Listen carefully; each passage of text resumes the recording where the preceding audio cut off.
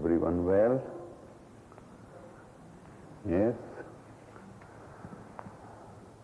Right. Turn the pages to where I wrote the whole mantra. Very briefly, some just basic translations of the Gayatri Mantra.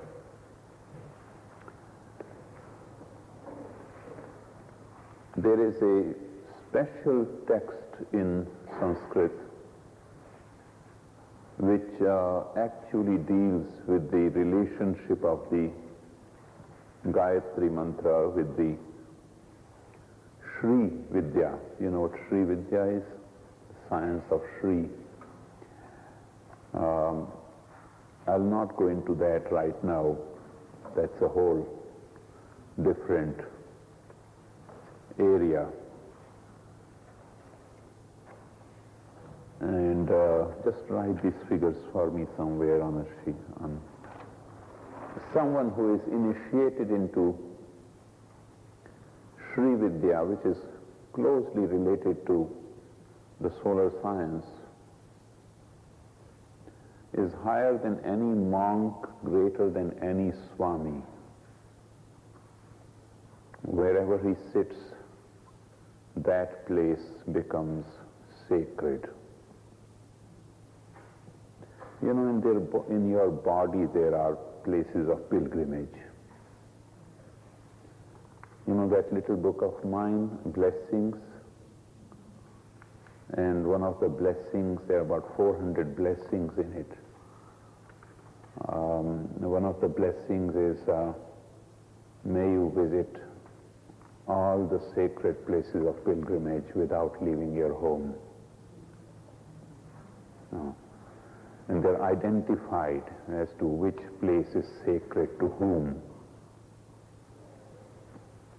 The word for a sacred place of pilgrimage is Tirtha. The sacred place of pilgrimage to sanctify the body, the fingertips.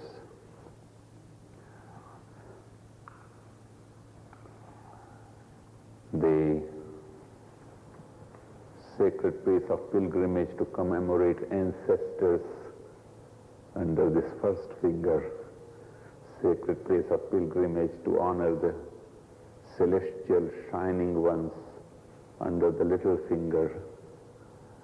Sacred place of pilgrimage to the holy fire in the hollow of the palm, and the very Lord, the place sacred to the great Lord Brahman himself at the root of the hand, and so on. Your entire body is in this way a place of pilgrimage. If you study the Shinto and Buddhist Japanese tradition, for example, they view the entire country as a body, and all the different parts of the country are different parts of the body, and because they are different parts of the body, then they are sacred to such forces, this force or that force or that force.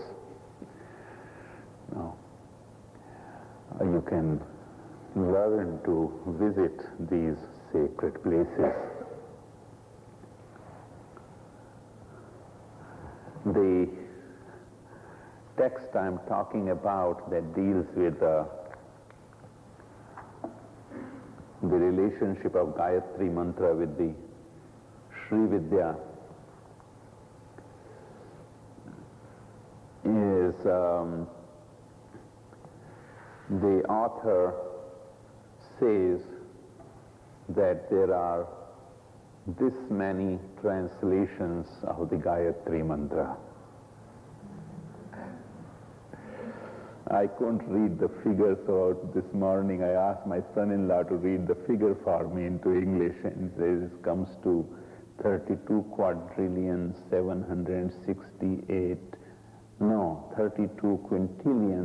768 quadrillion, whatever that is.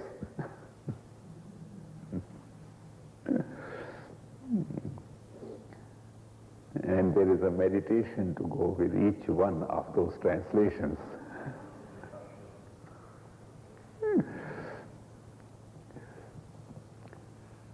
So you name number which I shall explain this weekend, and I shall explain that number. The man who wrote that text, not giving all the meanings, but just the relationship of the Gayatri Mantra with the science of Sri Vidya, such a powerful man, Bhaskar Rai by name. One day he was sitting on the porch of his house, and a great Swami of very high renown was passing by. Now, the custom is that you see a Swami walking, you get up and bow. And Bhaskar Rai, the tantric master, just sat there. And although Swami is supposed to be above all matters of honor and dishonor, sometimes in practice it is not quite so. I mean, just because I put on orange robes doesn't make me any different. No. And some are Swamis even without putting on orange robes. No. More and more people are being initiated into Swamihood nowadays secretly in that way, because the orange robes are no longer honored.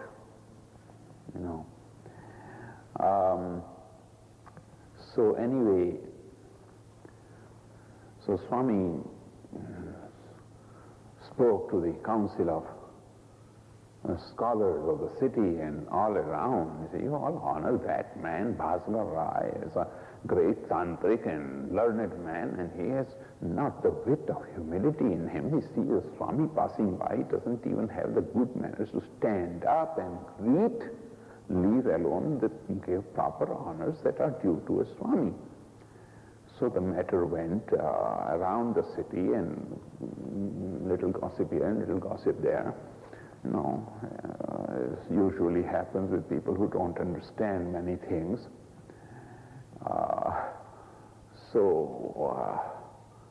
The matter was brought to the Council of Scholars, and Bhaskar Rai was summoned in this society of high traditions and values. A scholar and a tantric master like you have not the humility and the manners to greet a Swami properly. He said, I cannot, for his own sake. Why? Say, I will show you. So they carry this, the monks carry this water pot made of a gourd. The gourd of which the big part of the sitar is formed. That gourd, okay, is cut in such a way and hollowed, and they carry that.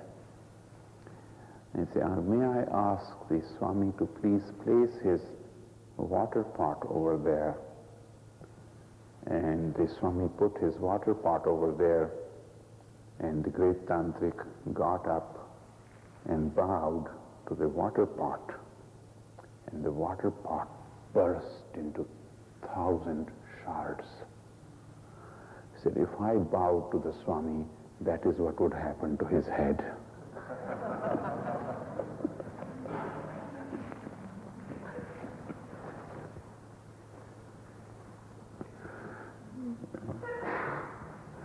In the rank of power, he is not where the Master has placed me.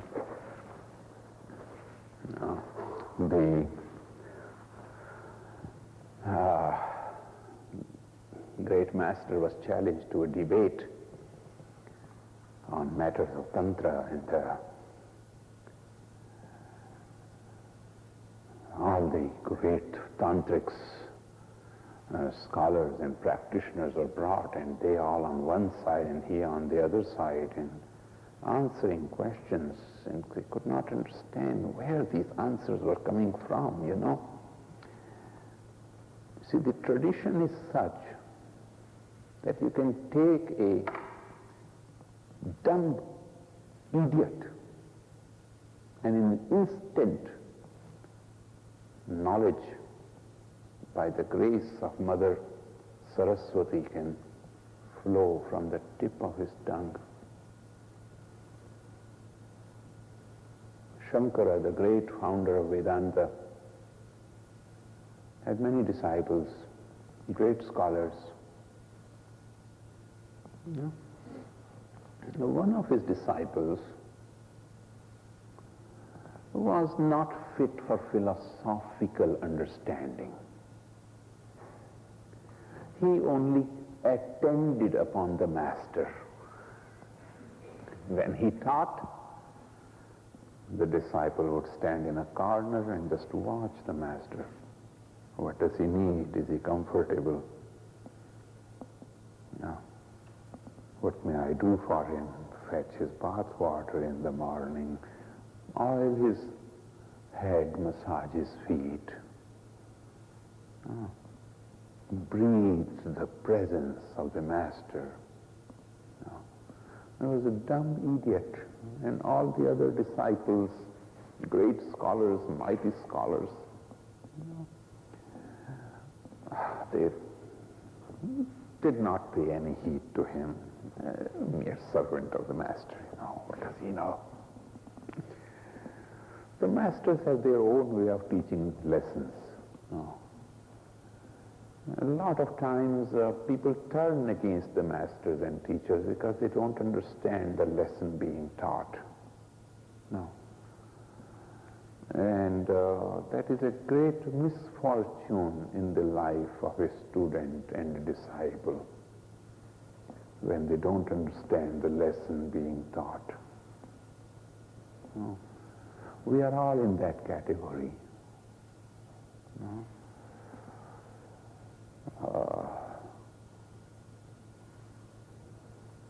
Someone is being disciplined, another student who is jealous of that one says, good, he is down, I am up.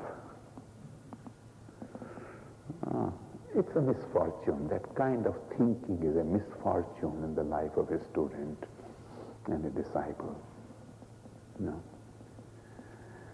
So anyway, one day the master decided to teach a lesson to all these great scholarly disciples, and he sent this dumb, idiotic disciple on some long errand.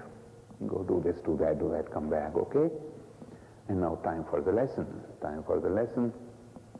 Is everybody here? Yes, sir. Oh, no, he isn't here. Oh, yeah. Oh, well, what does he have to do with studies, Why don't you start? Teach us. He doesn't understand anything. We can't start a lesson without one of the disciples. With one student missing, we have to wait.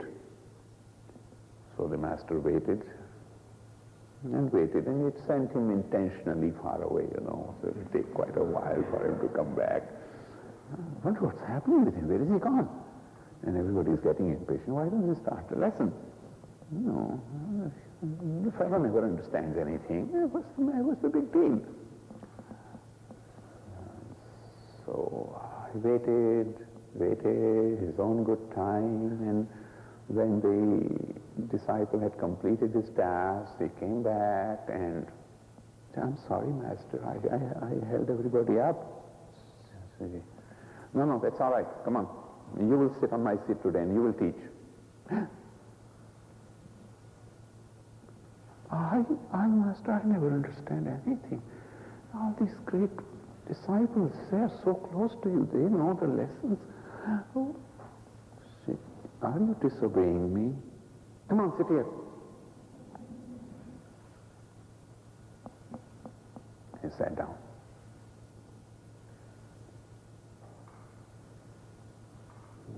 Teach.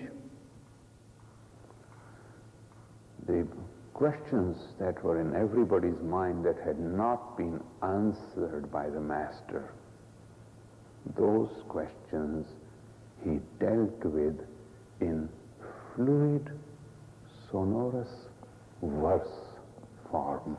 that came from his mouth, came flowing from his mouth.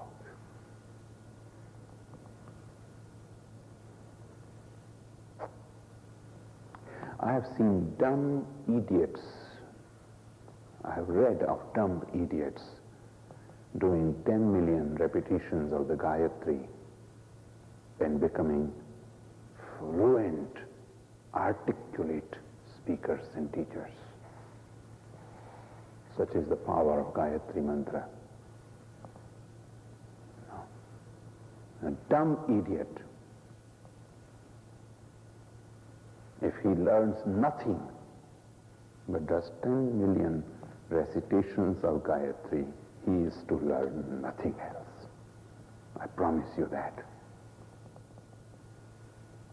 And whatever knowledge you will seek and you would want to speak of, you would enter that space in your heart center and you will establish the solar orb and the knowledge will come flowing from your mouth.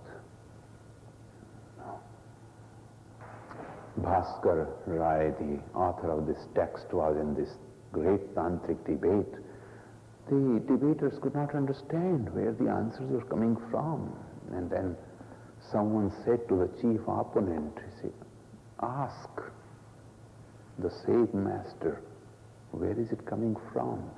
The opponent was granted a vision. It is said that the goddess Gayatri sat on his shoulder and whispered the answers into his ear, and he was only repeating the answers.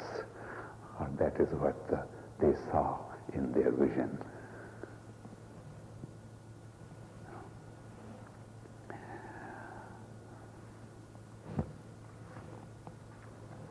Bhur Bhuvaha Swaha. Prakriti, Purusha, and time. Prakriti, the primordial matter, Purusha, the conscious principle, and the force of time. Bhur Bhuvaha Swaha.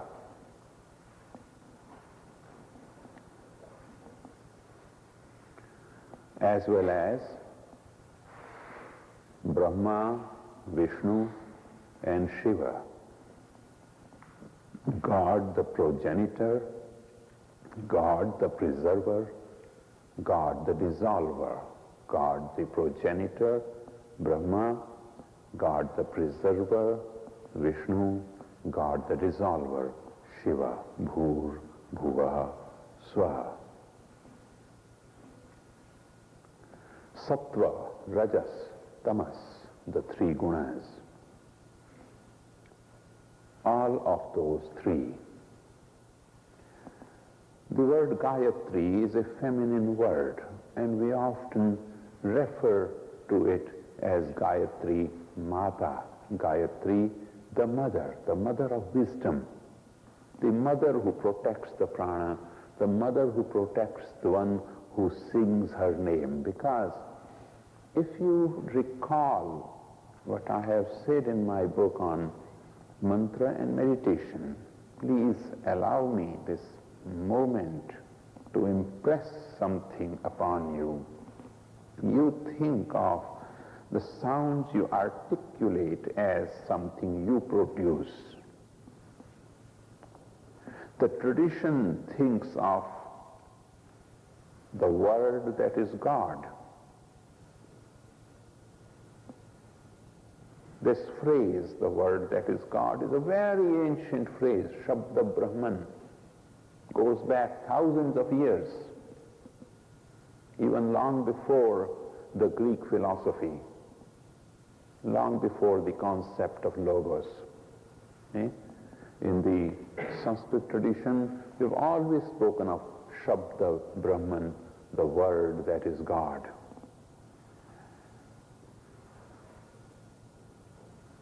And the mantras are what? If the celestial ones, the shining ones, the conscious forces, angels and deities, running these various aspects of the world of the universe have a body. What kind of a body is it?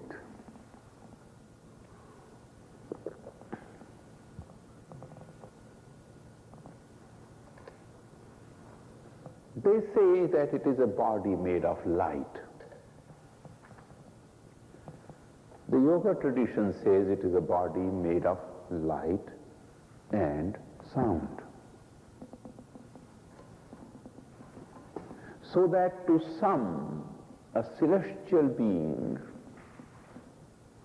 a divine presence appears as a being of light producing sound. To some whose path leads them to the nada and ada, the path of sound, do not see the angelic being.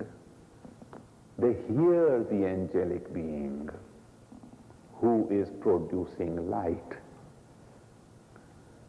One of the blessings I have in that book is, may you see the light may you hear the sound. May you hear the sound that light produces. May you hear the sound that light produces as it travels through space.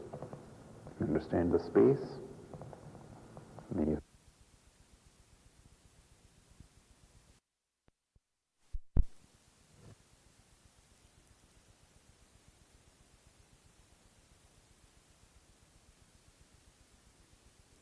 see the angelic being. They hear the angelic being who is producing light. One of the blessings I have in that book is, may you see the light may you hear the sound. May you hear the sound that light produces. May you hear the sound that light produces as it travels through space. Understand the space? May you hear the sound that light produces as it travels through space. And the other blessing I have is, may you see the light that sound produces as it travels through space. Follow? So just as energies of light are bodies of celestial beings, so also the energies of sounds are bodies of celestial beings. So we think of the mantra not as a sound you are producing, however far-fetched it may seem to you at this stage of your experience. However far-fetched it might seem to you at this stage of your experience, we think of the mantra as the sound body of a deity. The concentration of sound, that is the body of a divine presence, a living presence dwelling in you. And it is thus in the form of light and sound that the divine being and the divine beings dwell in the various places of pilgrimage within you. So bhu, bhuvaha, swaha. Matter, soul, our God, our conscious principle, and the time are Brahma, Vishnu, Shiva, God the progenitor, God the preserver, God the dissolver. Many people use the word destroyer. There is no such thing as destruction in God. The correct term is dissolver. Follow? Sattva, Rajas, Tamas. But more than that, Michael, please write. Agni Loka, Surya Loka, Chandra Loka. Agni dash Loka, Surya Loka,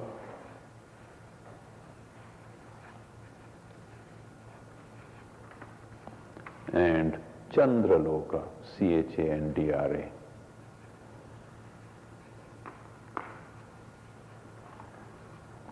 Okay, a dash on this U. Chandra Loka, also known as Soma Loka, S-O-M-A, put it in parenthesis, Soma Loka.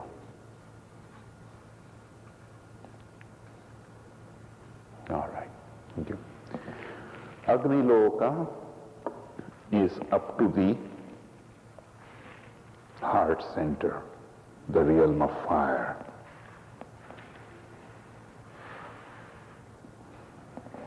Surya Loka is to the throat center, the realm of the sun. And Chandra Loka, the realm of the moon above, from where the elixir of immortality, the word Amritam in Apo Jyoti Raso Amritam, from where the Amritam, the elixir of immortality, drips, drips, drips into the heart center. Agni Loka, Surya Loka, Chandra Loka, the realm of fire, the realm of the sun, realm of the moon.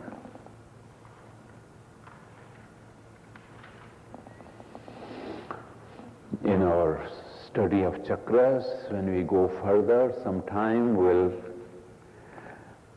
go into the depth of these three lokas. The word loka means a word. You know the English word locus, L-O-C-U-S, it's related to the same word loka. Okay?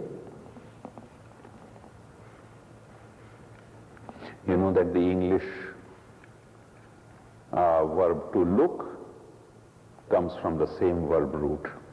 That which you look at, that which you look through, that which is a shining place, because you cannot look without the shine, without the light. A locus is a place of light.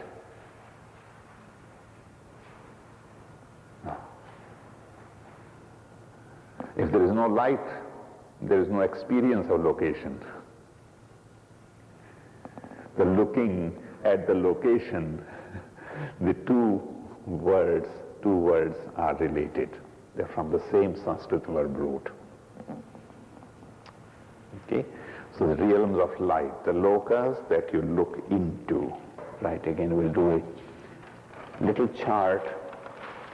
I will not go into the details of it, because I'd ask you to go home and read The Enlightenment Without God, Ma, Bhu, Bhuva, Swaha. Then two more columns there. I don't know if there is enough space, but you can try. Come to the very corner here. Letter A. Okay. U. U. Ma. Bhu. B-H-U-H. Dash on U. Bhuva. B-H-U. V-A-H. Dot under H. Dot under H there too. And Swa. S-V-A-H. Dot. Bhuva Swaha. Now, if you would read that text, The Enlightenment Without God, it speaks of three states of consciousness. wakefulness, dream, and sleep. Right? Wakefulness, dream, sleep.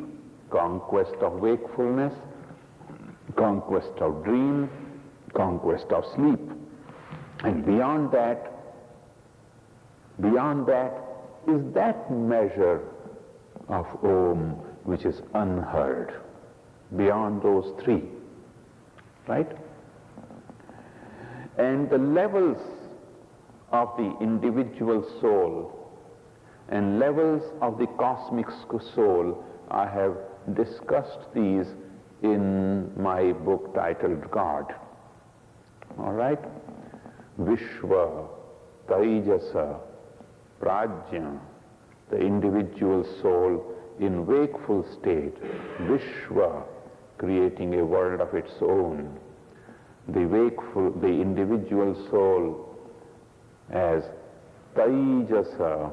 Please write these words. Vishwa, Taijasa, Prajna, Vishwa, Vishva, Taijasa, Taijas, Taijasa, S-A, Taijasa, Prajna, Prajna, P is in Peter, Prajna, Prajna, tilde on N, tilde. Prajna, Vishwa, Taijasa, and Prajna, the individuated soul. I would avoid the word individual because in the Vedanta philosophy it is not a permanent individual but a individuated, the individuated soul in the wakeful state. Vishwa, creating a little world of its own. Taijasa, the individuated soul in dream, where it sees by an inner light, and Prajna, the individuated soul in sleep state, where its knowledge has become very limited.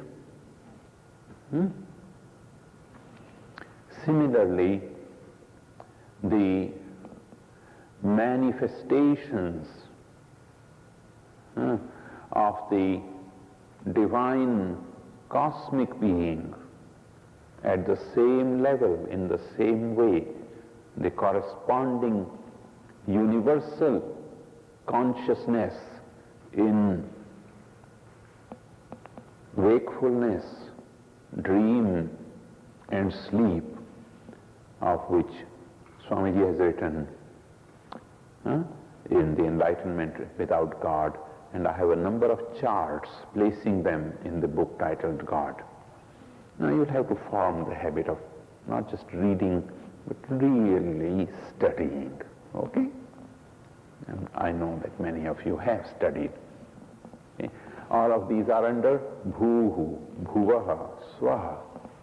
Conquest of these, rising above them into that realm which is beyond the three states of consciousness.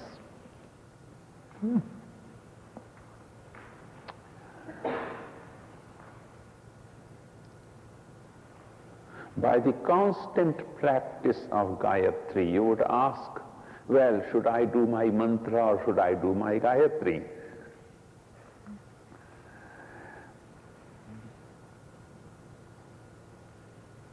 If you had time, I would say do both. But more than that, if you had the capacity to let some purging take place, then I would intensify your practice of Gayatri.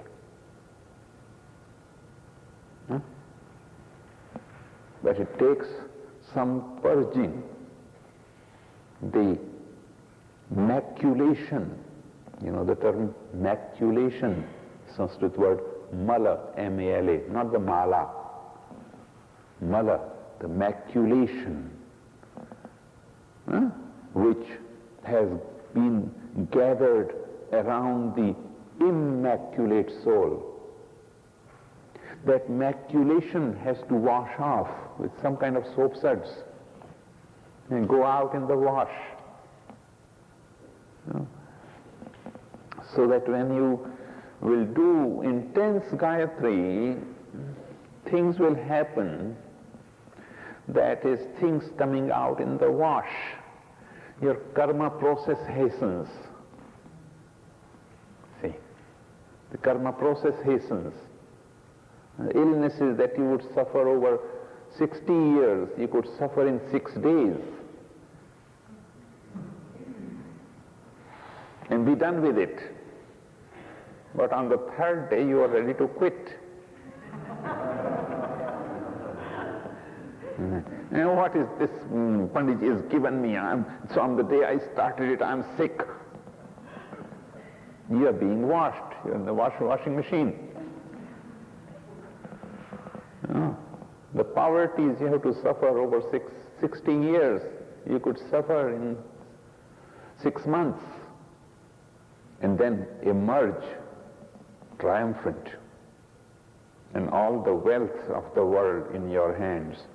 And someone comes to you and says, I hear you are a disciple and you know some mantras, my business is suffering, can you grant me a blessing? And you would say, yeah, all right, okay, go, your business will be all right. All of the great mother's treasure, you have become a co-signer on her account. But before you become a co-signer on her account, you have to go through that poverty. You have to abandon everything. You have to let everything be taken away from you. Everything. The mantra, the passage I recited yesterday, Mahyam Dattva, give me these 7. Remember those 7? Give me the fruits of all of these desires, including the desire for the light of God. Then you will go to Brahmalokam, to the world of Brahman. No. Sitting here, you say, yeah, well, I think I could suffer 6 months of poverty, but when it really happens, then you start cursing the tradition. Huh? Sometimes you have to forget everything you have learned. There are stories of a disciple going, seeking a master, and the disciple says, I come seeking knowledge from you. And the master says, well, what have you studied so far? Well, I've read the grammar. I am well known for my mastery of astrology and astronomy, and I've read the Vedas and the metaphysics and mathematics and grammar and wordcraft. So bring all the books you've read. So the disciple brings all the books. They take them on a boat and dump them in the sea, and then come to me and forget everything you've read. Not that easy. Of all the claims, the claim to knowledge is the most difficult to give up. Claim to beauty is easy to give up. Claim to physical strength is easy to give up. Claim to wealth can be given up with some effort. Claim to knowledge is not easy to give up. It's a very subtle trap. Knowledge is a very subtle trap. Now, if you can give up the claim to knowledge and then do Gayatri, after 10 million Gayatris, all knowledge will be at your disposal. You will enter that space in the heart, and the subject you have never read, that subject you will teach. Such is the point.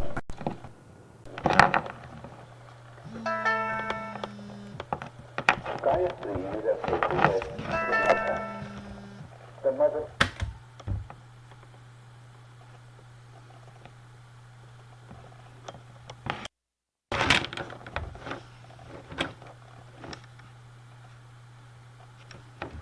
Vedic mantra of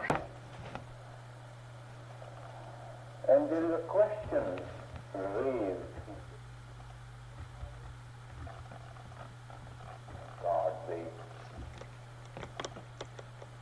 progenitor, God, the preserver, God, the designer.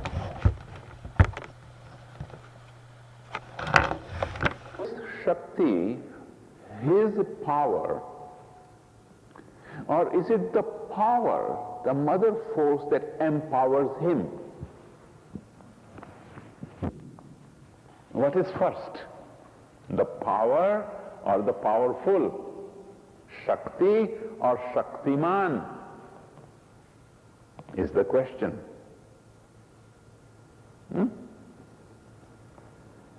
Is it that the power emerges from him and becomes the mother of the universe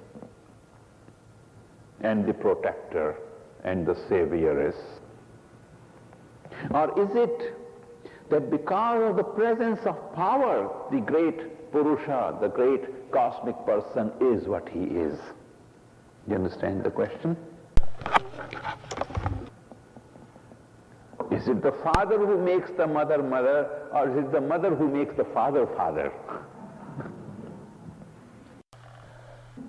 This question is not difficult to answer where the father and the mother are two persons. But where the mother force and the father force are intertwined in a biune state, the question is very difficult to answer.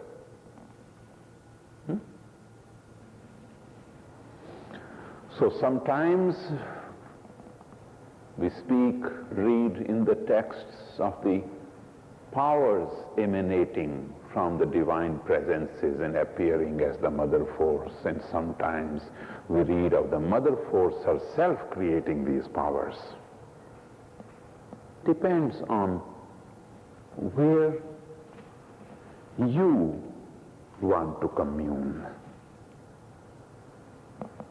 And it has nothing to do with your being male or female. There's no such thing.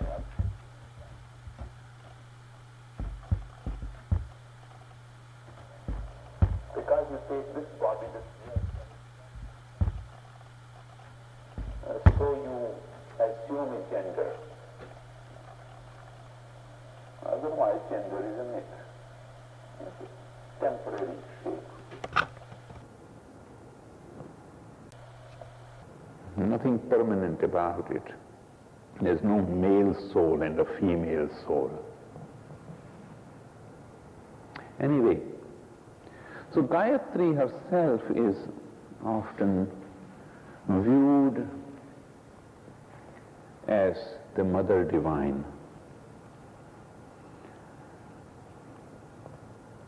In the morning, she is called Gayatri. At the midday practice, she is called Savitri, because then the sun is ascendant.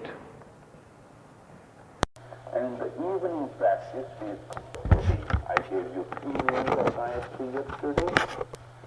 Gayatri, Savitri, Saraswati.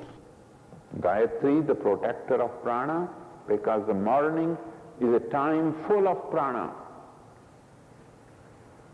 It's a time when even the oxygen content is far greater in the atmosphere.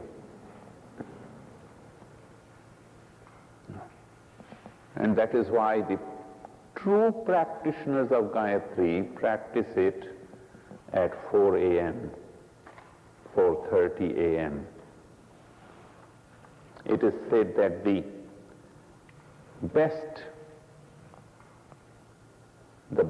practice of Gayatri is when the stars are yet in the sky,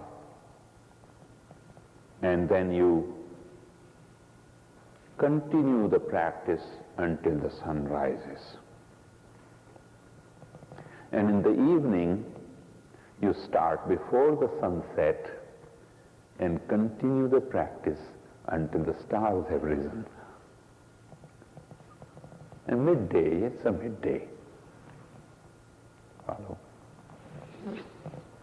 In the morning, you sit with your They sit. I'm not saying you have to follow all of these rituals. In the morning they sit with the hands, palms up, receiving the ascendant sun into all the places of pilgrimage. The rays that emanate from your hands merging with the rays that emanate and descend upon your hands. Those who are into healing practice should learn to connect their hands to the sun rays, and then it becomes the healing branch of the solar science. One of the words for sun's rays is fingers, and one of the words of fingers is rays. So when Judith Hinsey was establishing her little center, she asked me for the name. No, she said healing hands. I said no, make it healing rays center. So she has that as healing rays center because hands are your rays. And the rays are the fingers of the sun. And you learn to connect the two in the solar science. So for the morning practice, they sit with the hands open. For the evening practice, they sit with the palms down. The sun is gone. For the midday practice, you sit with the hands in the lap. But there's no hard and fast rule. I'm not saying now you have to follow these rituals and forms. I'm just telling you how it is done in the tradition for the last thousands of years. Okay? This is subtle language. There are actually 24 mudras, gestures of the hand that go with the 24 letters. Maybe I'll show you. No? And in the practice of your mantra, any mantra, including Gayatri, what you do as external prayers, compare to that what you do as japa, even muttering with your mouth, has tenfold power. Just muttering it with the mouth as compared to outward recitations of prayers. No. Speaking them out aloud, chanting, singing. Compared to that, just muttering the mantra with the mouth has tenfold power. And doing the mantra silently as a word is 100 times more powerful than muttering it with the lips. And doing it only mentally is 1,000 times more powerful than the silent verbal repetition of the mantra. Follow? So that compared to the open, articulate utterances of prayer, the mental absorption of the mantra is 1,000,000 times more powerful. What you will gain by reciting a prayer out loud, 1,000,000 times, it is said that if your concentration is really strong, really intent, then what you will do merely as a mental wave, your japa should become a mental wave, a wave in the mind. See, it's 1,000,000 times more powerful. But you do need to. Now what is the morning practice and the afternoon practice and the evening practice? No. The practice in the heart is the morning practice. Practice in the throat center is the afternoon practice, and practice in the Ajna center is the evening practice. You would ask, do I mean to say that in the morning you should do in the heart, and in the afternoon you should do it in the throat, and in the evening you should do it in the Ajna center? No, that's not what I mean. Every word that we utter that has an objective meaning has some other internal meaning. You follow? So it is possible for somebody to do his morning practice at midday. You follow? If he has been taught to do it that way. The practice done in the heart center sometimes then is bhu. Practice done in the throat center is sometimes bhuvaha. The practice done in the eyebrow center is sometimes swaha.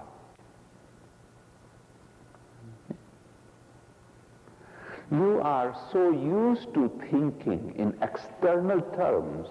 The morning is the one when the sun rises, and the evening is the one when the sun sets, that you've forgotten that these words have a whole different meaning. For success in the practice of a mantra, including Gayatri Mantra, however, we advise a certain purification of life. Certain purification of life. Moving towards the immaculate. Moving towards the non-material. Practicing solitude to a certain degree. Not a selfish self-centeredness. That is not solitude. Some people have mistaken self-centeredness to be solitude. Self-centeredness is opaque, leads to nothing. Solitude is transparent like crystal from which every ray of light reflects. You must learn the art of solitude. Bhu bhuvaha swaha. Sometimes the words morning, afternoon, and evening refer to the particular visage or an image of the mother force that a devotee or a disciple is advised to hold in his heart at the time of the meditation. The morning image is the image of Mother Gayatri as the force of Brahma, God the progenitor. So sometimes the morning worship means practicing the presence of the mother's image, the great mother's image, as she is associated with the power of Brahma, God the progenitor. Then she is seen as dwelling in the orb of the sun, red of complexion with two arms, having the swan, Hansa, the form of the Soham mantra, as her steed, as her vehicle, as immaculate virgin. Sometimes one is advised to visualize the mother force, the great mother of the universe, in the heart center as the force associated with Vishnu, Lord the Preserver. There also she is dwelling in the orb of the sun, blue of complexion, with four arms going in, touching all the four directions of the world, with 3 eyes, riding the vehicle of Vishnu known as Garuda, the bird of prana. Sometimes one is advised to visualize the mother as the evening force, the force associated with Shiva, the dissolver, again dwelling in the orb of the sun, white of complexion, with 4 arms mastering all 4 directions, riding a white bull. The white bull is the very soul, which is the vehicle of Shiva. I, the individuated being, the individuated soul. I have here these 3 pictures as drawn according to these prescriptions: the morning Gayatri, the midday Gayatri, and the evening Gayatri. If someone wants, you can ask there. We have the negatives. Sometimes the mantra may be practiced in the form of a yantra. You know what a yantra is? Yantra is the diagram of forces associated with the particular yantra. It may be on a copper surface, as this one Gayatri yantra. It may be on a silver surface, it may be on a gold surface, it may be on a crystal, right? One can just keep it as a reminder, or one can be taught in one's own good time. Let me just draw the Gayatri yantra for you. There are a number of other yantras, by the way, I have here that are associated with different mantras, and you can ask me about them. Draw upward and downward triangle and a downward triangle in the center, then a circle around, and then 9 petals, and then the bhupura. Actually, you should draw the bhupura first and go inwards. A yantra is always drawn from outwards in.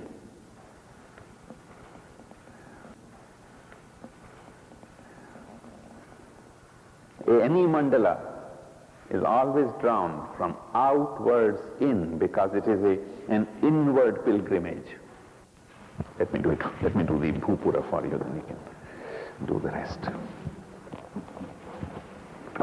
Study of the chakras. Well, it's not going quite as it should, but anyway. This is called the earth city, on which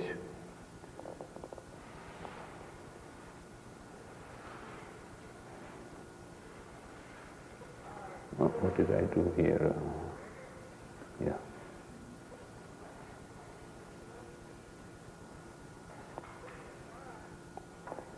Not drawn to scale, I assure you.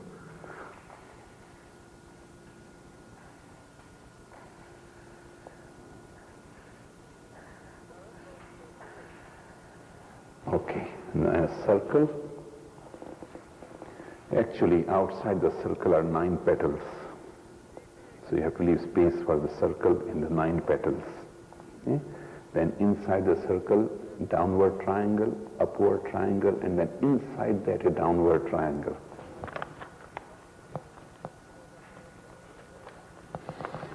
Richa's question, is there a relationship between Gayatri and Saundarya Lahari? That is what I was talking about, the Sri Vidya. But if you read a text of Saundari Lahari, any translation, there is nowhere a mention of Gayatri. But there is a relationship. And the one author who has explained this relationship is the one I was talking about, that he bowed to the gourd and the gourd burst into pieces. And it's not mentioned because it is a personal matter. It is taught personally. Okay. Okay. Is there a dot in the middle? You can put a dot or you can assume a dot. Actually, the dot of Om goes in there. Om is written there. And the mantra is written around. 9. Right. There are even certain numbers that go into different corners, and the order in which they go, they have a certain force. Yeah, the numerology, the relationship of numerology with yantras, nobody knows. It's a whole different subject. You can do an entire yantra which is nothing but numbers. I have some of those yantras here actually for different purposes. You can take a look and I can explain to you. And that I have to do individually. Okay.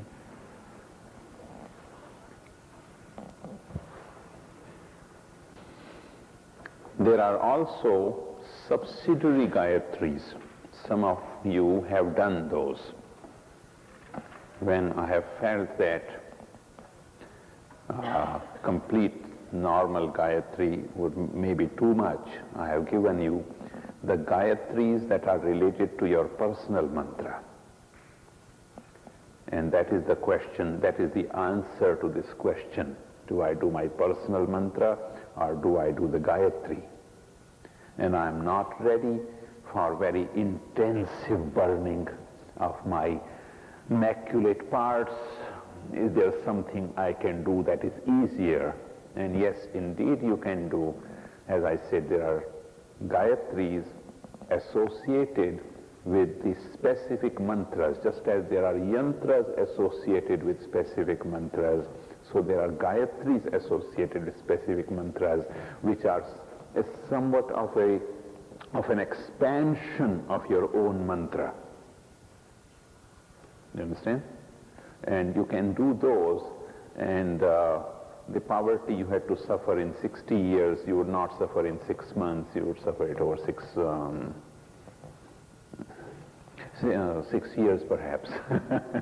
No, I nothing like that. Don't get scared.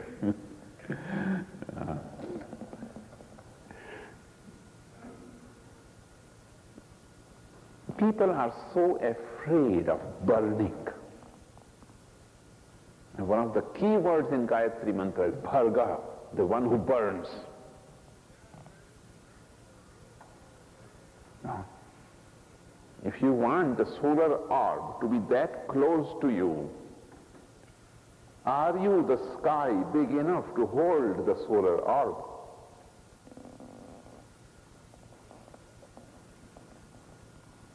If you want the solar orb to dwell in you, are you the sky clear enough, large enough to hold the solar orb and to contain its splendor? So you have to expand. You have to become larger. Your love cannot be limited to yourself only. Your possessiveness, your seeking of honor, your seeking of recognition, your responses to situations, your responses to people who irritate you. What kind of responses are those?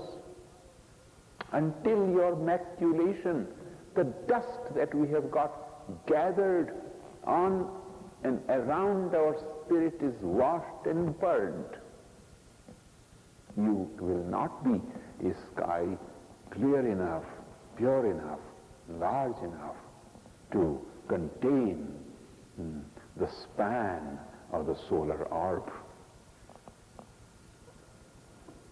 Follow?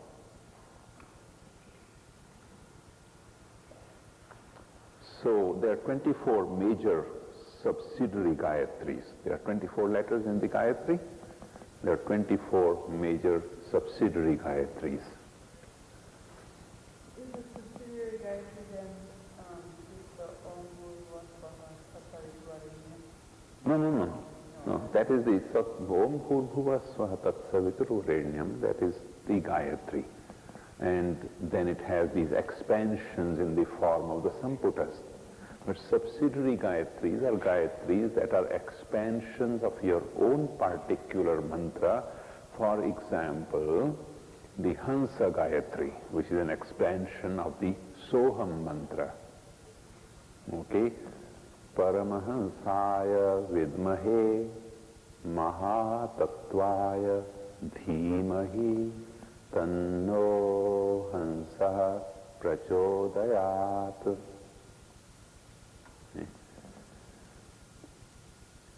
I seek the knowledge of the Supreme Hansa.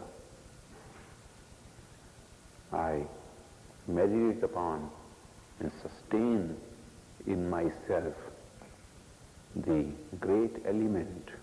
May that Hansa inspire and impel me. That is the expansion, the Hansa Gayatri. You understand? And there are 24 of these related to certain 24 different classes of mantras.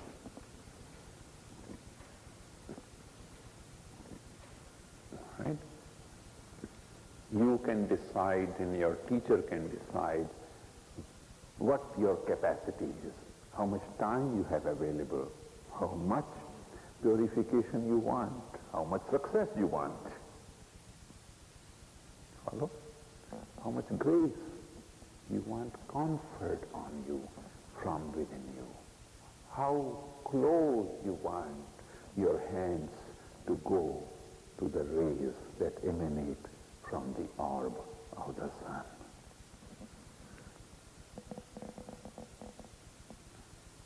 How much the closer you will go, the more you will burn. The more you will burn, the more the purer your gold will be.